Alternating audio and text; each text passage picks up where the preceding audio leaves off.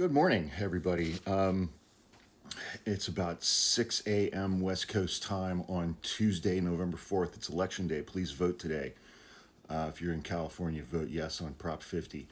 I woke up this morning to the news that former Vice President Dick Cheney has died at the age of 84. I've flipped around to a couple of the cable news stations, and generally they are speaking very respectfully of him and his accomplishments. Dick Cheney was a monster in a really bad way. As a human being, as a man, he loved war. He loved giving orders that resulted in the deaths of hundreds of thousands of people. He was not a good man by any stretch of the imagination. He shot one of his friends in the face one time in a quail hunting accident, and his friend apologized to him. Yeah, Dick Cheney was single-handedly responsible for getting us into a war with Iraq based on lies about WMDs and nuclear weapons capabilities. I remember one time he was on Meet the Press, and he held up a New York Times article which cited anonymous sources within the government saying that Iraq was developing nuclear weapons, they had uranium, et cetera, et cetera, et cetera. We didn't learn until years later that earlier that week, Dick Cheney himself was actually the anonymous source for that New York Times article. I can't remember the name of the woman who was the reporter.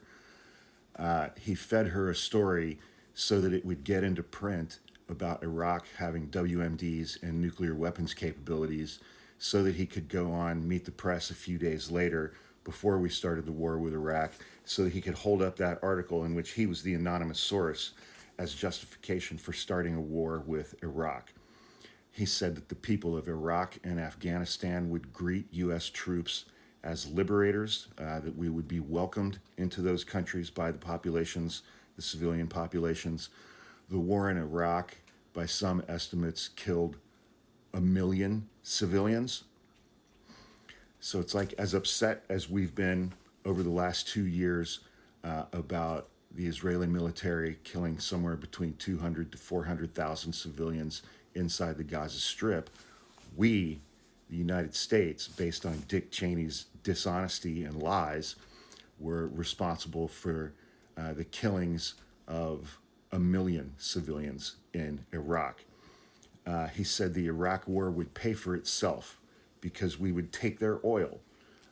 Going to war against a country and taking their natural resources is a war crime. But Dick Cheney bragged about that. Dick Cheney was a huge fan of torture, CIA black sites, and putting people in Guantanamo Bay for decades with no charge, no trial, no indictments, no nothing, while they were being tortured there the entire time. The mastermind behind the 9/11 attacks, Khalid Sheikh Mohammed, was tortured so egregiously and for such an extended period of time that we were unable to put him on trial because so much of the evidence against him had been obtained through torture that had been authorized in large part by Dick Cheney. Dick Cheney was an asshole to the press. He was an asshole to everyday people. He had an arrogance about him that was unmatched, an entitlement.